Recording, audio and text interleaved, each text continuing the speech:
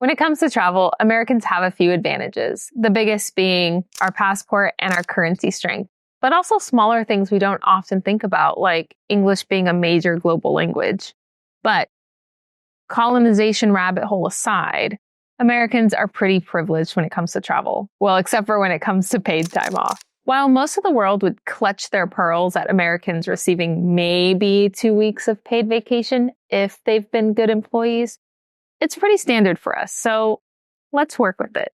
Here are 3 tips to help you hopefully stretch your PTO so you can take that much needed getaway.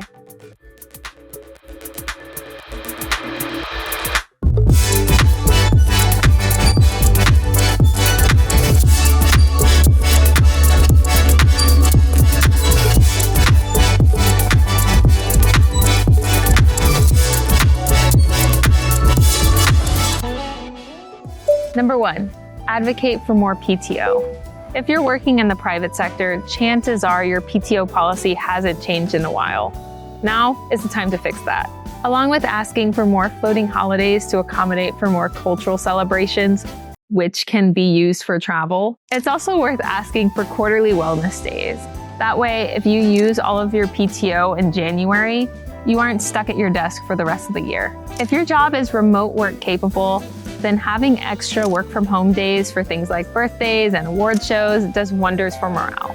If you can't work from home, then just a few additional days off. The more paid time off you have, the harder you work when you're clocked in. It's like science or something. Number 2, rearrange your schedule. The biggest change you can make to having more paid time off is to naturally extend your weekend. Allow me to introduce you to the compressed work week. If you can rearrange your schedule to work 4 10-hour days, then the trade-off is an automatic 3-day weekend. If you want to get real wild with it, you can do alternating 3- and 4-day 12-hour shifts or whatever works, as long as you get your work done.